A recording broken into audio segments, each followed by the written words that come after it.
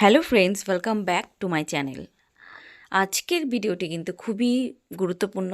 তোমরা সবাই কিন্তু পুরো ভিডিওটি শুনবে। ভিডিওটি একটুও স্কিপ করবে না, তাহলে অনেক ইনফরমেশান ছাড়া পড়ে যায়।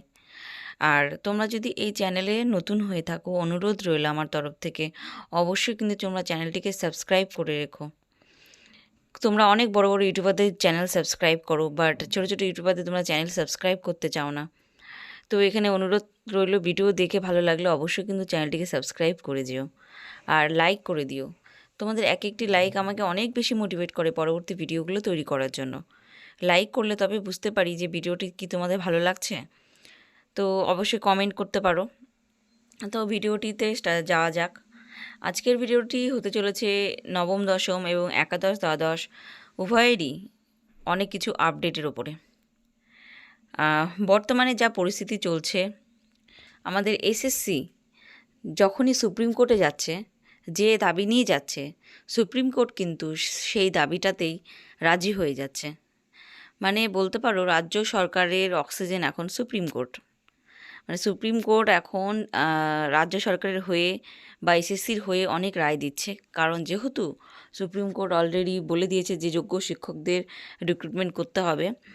তো সেই জন্যই এখন যোগ্য শিক্ষকদের রিক্রুটমেন্ট করার জন্য যা যা প্রসেস বা যা যা বলবে এসএসসি, সেটাই কিন্তু এখন সুপ্রিম কোর্ট শুনবে। মানে এর পরবর্তী যেটাই রায় আসবে সুপ্রিম কোর্টের, সমস্ত কিছু কিন্তু এসএসসির ফরেই থাকবে। তো এটা তোমরা মিলিয়ে নিও।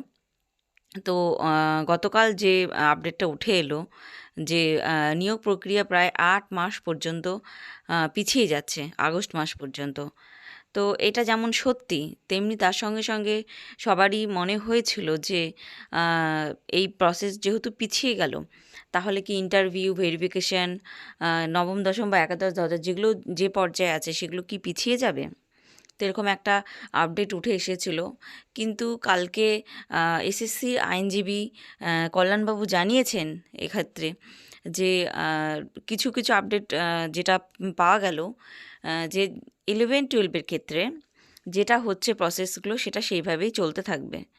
শুধুমাত্র কাউন্সেলিং প্রসেসটা এখানে পেছোচ্ছে, যেটা 31শে ডিসেম্বরের মধ্যে নেওয়ার কথা ছিল সেটা হচ্ছে না, বাট অতটাও পেছাচ্ছে না যে আগস্ট মাস পর্যন্ত 11-12টা।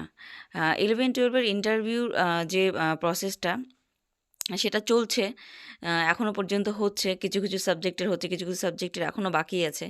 এটা একটু লেন্দি প্রসেস, একটু সময় লাগবে যেহেতু অনেকগুলো সাবজেক্ট, সেটা তোমরাও জানো।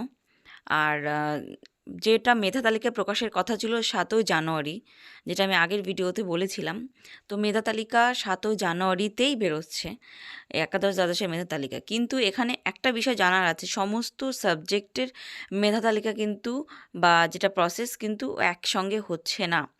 যেমন যেমন ইন্টারভিউ কমপ্লিট হচ্ছে, ঠিক সেইভাবে কিন্তু 7 জানুয়ারি প্রথম হয়তো তালিকা প্রকাশ করবে। তারপর যেগুলো সাবজেক্টের বাকি থাকবে সেগুলো হয়তো পরবর্তীতে প্রকাশ হবে। তো এটা তোমরা বুঝে গেলে যে 7ই জানুয়ারিতে মেধা তালিকা প্রকাশ হচ্ছে। এখানে কিন্তু 7 জানুয়ারিতে সমস্ত সাবজেক্ট কমপ্লিট করে যেটা মেধা তালিকা, সেটা কিন্তু কমিশন প্রকাশ করবে না। যতটা হয়েছে ততটাই প্রকাশ করবে। এরকম পরপর আবার প্রকাশিত হতে থাকবে। আর এবার চলে যাক কাউন্সেলিং।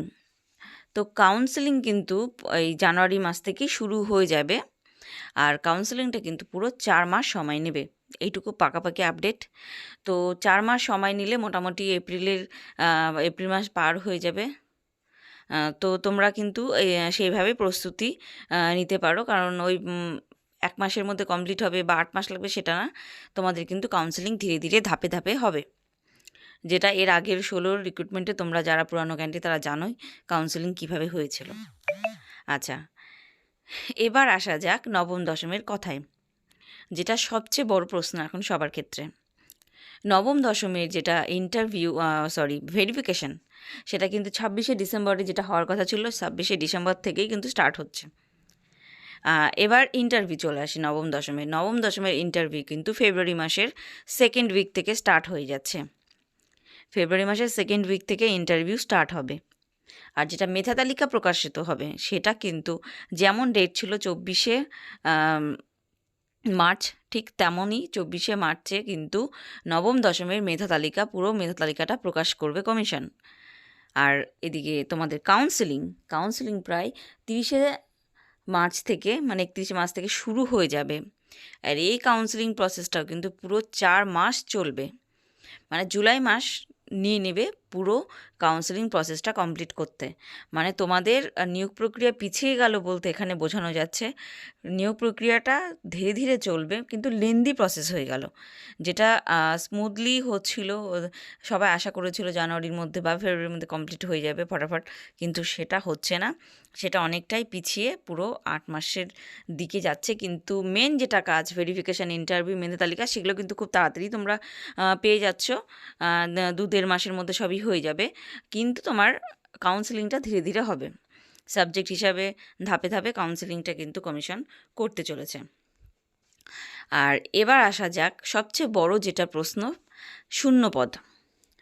তো কমিশন অলরেডি আমাদের জানিয়ে দিয়েছে, বা কিছু কিছু নিউজ পেপারেও তোমরা দেখে নিয়েছো, বা বিভিন্ন ভিডিওর মাধ্যমে তোমরা জেনেছো যে যোগ্য শিক্ষকদের 50%ই কিন্তু আপাতত 11-12 নবম দশমে ডাক পেয়েছে, আর এখনও প্রচুর যোগ্য শিক্ষক বাদ আছে। তো তাদের কি হবে? তাদের কি ভবিষ্যৎ নেই? তাদের কি কমিশন রিক্রুটমেন্ট করবে না? কারণ সুপ্রিম কোর্টের তো এখানে অর্ডার আছে যে তাদের তো রিক্রুটমেন্ট করতেই হবে। তো যেটুকু জানা যাচ্ছে যে যোগ্য শিক্ষকদের কমিশন নেওয়ার জন্য নতুন করে কিন্তু শূন্যপদ তৈরি করবে। তো এখানে আমি তোমাদের আগেও ভিডিওতে বলেছিলাম শূন্যপদের ব্যাপারটা, তো আবার একবার বলছি শূন্যপদটা কীভাবে ঠিক তৈরি হবে। যেহেতু কমিশন যোগ্য শিক্ষকদের নিতেই হবে, সেখানে শূন্যপদ তৈরি করবে, সেখানে কিন্তু ওইভাবে তো তৈরি করবে না যে শূন্যপদ দিলাম, যোগ্য শিক্ষকদের রিক্রুটমেন্ট করে দিলাম শুধু ওদের জন্য, ওইভাবে তো শূন্যপদ হয় না। মোটামুটি নতুন শূন্যপদ যখনই তৈরি হবে তখন কিন্তু কাট অফের ব্যাপারটা চলে আসছে, তখনই কাট অফ কিন্তু নিচে নামাতে হবে।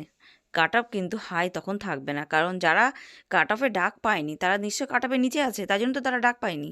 আর তাদের নেওয়ার চেষ্টা যখন করছে তখন কাট অফ তো নিচে নামবে। তো সেক্ষেত্রে যখনই কাট অফ নিচে নামবে তখন কিন্তু প্রচুর সংখ্যক ফ্রেশাররা আবার ডাক পাবে।